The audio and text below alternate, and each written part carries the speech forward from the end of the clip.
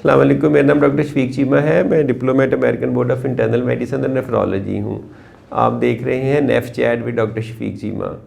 आज हम बात करेंगे वो 5 या कुछ बड़ी बड़ी कौन सी मिस्टेक्स हैं जो डॉक्टर्स करते हैं when they are treating your blood pressure. Obviously जब ब्लड प्रेशर ट्रीट करना होता है कुछ गलतियाँ आप भी करते हैं, जैसे आप दवाई ना लें या आप डाइटरी परहेज़ ना करें, जैसे आप बहुत ज़्यादा सॉल्ट लेते रहें, एक्सरसाइज ना करें, वेट ना लूज़ करें, नींद ठीक ना लें। तो बहुत सारी चीज़ें हैं जो आप पे डिपेंडेंट होती है, तो उनकी आज हम बात नहीं कर रहे। वो तो डॉक्टर आपको गाइड करेगा, एजुकेट करेगा। आप अगर वो करेंगे तो आपका ब्लड प्रेशर अच्छा कंट्रोल होगा। आज हम बात करेंगे जो हमारी तरफ से, डॉक्टर्स की तरफ से। Obviously not all the doctors, majority doctors अच्छे होते हैं, लेकिन कुछ ऐसे होते हैं कि उनको ख़ुद उनकी प्रॉपर एजुकेशन या ट्रेनिंग नहीं होती या एक्सपीरियंस नहीं होता। तो आपको ये पता होना चाहिए, आई एम टेलिंग यू, ताकि आप ये जो है पॉइंट्स रेज़ कर सकें और आपको भी पता हो कि ब्लड प्रेशर की दवाई सिर्फ लेने से ये नहीं होता कि अब आपका ब्लड प्रेशर कंट्रोल हो जाएगा। तो देयर आर सेवरल थिंग्स जो ये सिर्फ पाकिस्तानी डॉक्टर्स की बात नहीं हो रही, वर्ल्ड वाइड हो रही है, दुनिया में रिसर्च है। अमेरिका में भी आप समझें कि 50% लोगों का ब्लड प्रेशर कंट्रोल नहीं होता। उसकी रीज़न यही होती है कि कुछ मरीज़ों की गलतियाँ होती हैं, कुछ डॉक्टर्स की गलतियाँ होती हैं। उसमें नंबर 1 मिस्टेक या short coming on behalf of जो हेल्थ केयर प्रोवाइडर है या डॉक्टर है, वो ये कि आपको जो थेरेपी दी है, ट्रीटमेंट दे रहे हैं, वो सब ऑप्टिमल है, वो इनफ है ही नहीं।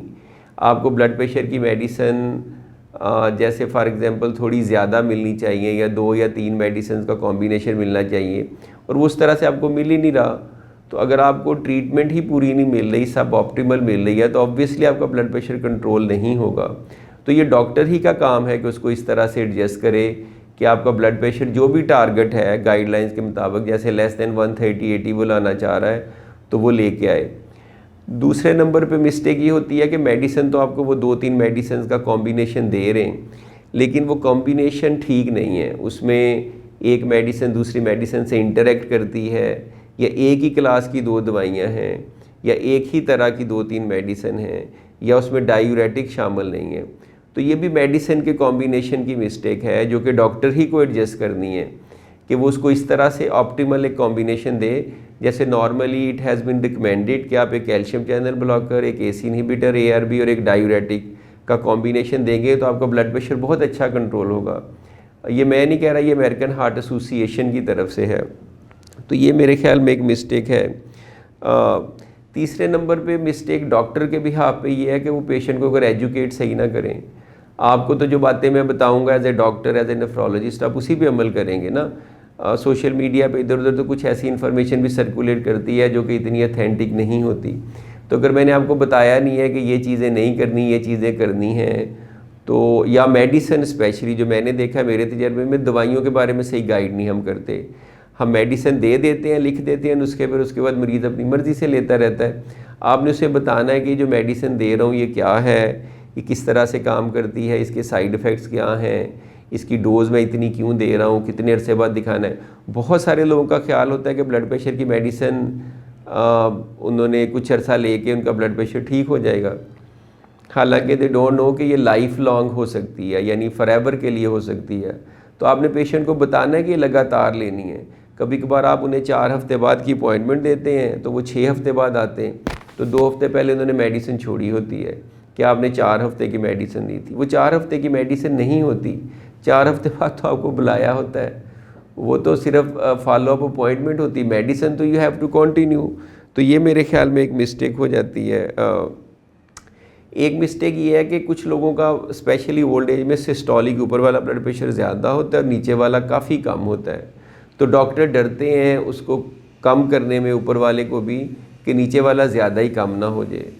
तो ये अब जो लेटेस्ट रिसर्च है उसने ये साबित किया है कि इसकी ज़रूरत नहीं है डरने की। इसमें आपने ऊपर वाले ब्लड प्रेशर को अपने टारगेट रेंज तक लेके आना है। तो ये मेरे ख्याल में काफ़ी लोग जो हैं वो इस चक्कर में सिस्टोलिक ब्लड प्रेशर भी कंट्रोल नहीं करते, जिसकी वजह से फिर इशू होता है। और आखिर में ब्लड प्रेशर की ज़्यादा वजूहात तो प्राइमरी इडियोपैथिक होती, मीनिंग कि उसकी कोई अपेरेंट वजह नहीं होती, लेकिन बहुत सारी सेकेंडरी कॉजेज़ होती हैं। सेकेंडरी कॉज ये होती है कि किसी वजह से ब्लड प्रेशर बढ़ा है, जैसे कोई थायराइड ग्लैंड का मसला है तो ब्लड प्रेशर आपका बढ़ सकता है। एक और एड्रीनल ग्लैंड है। किसी बंदे को स्लीप एपनिया है। स्लीप एपनिया ये होता है कि रात को आपको खराटे आते, नींद सही नहीं आती, स्पेशली ओबीस लोगों में होता है। तो आपने ये सेकेंडरी कॉजेज़ रूल आउट करनी होती हैं, क्योंकि आप जितनी मर्ज़ी ब्लड प्रेशर की दवाइयाँ दे दें, अगर ब्लड प्रेशर किसी हार्मोनल मसले की वजह से है या किसी और बीमारी की वजह से है, तो जब तक वो बीमारी आप ठीक नहीं करेंगे तब तक वो ब्लड प्रेशर ठीक नहीं होगा। तो ये मैंने आपको 5 अपनी गलतियाँ बताई हैं जो कि मेरे ख्याल में डॉक्टर्स भी कर सकते हैं कि सही एक्सपीरियंस नहीं है या ज़्यादा पता नहीं है, ठीक मेडिसिन नहीं दी, ठीक कॉम्बिनेशन नहीं दिया, ठीक डोज में नहीं दी, डायूरेटिक नहीं दिया, मरीज़ को सही एजुकेट नहीं किया, सेकेंडरी कॉजेज़ रूल आउट नहीं की। तो ये बड़े बड़े फैक्टर हैं जिनकी वजह से इवन यूएस में भी तकरीबन 50% लोगों का ब्लड प्रेशर कंट्रोल में नहीं है, और यहाँ पाकिस्तान में तो मेरा ख्याल है 70-80% का नहीं है। तो अगर आप चाहते हैं कि इस तरह की इन्फॉर्मेशन आपको मिले तो प्लीज़ चैनल को सब्सक्राइब करें। Thank you very much.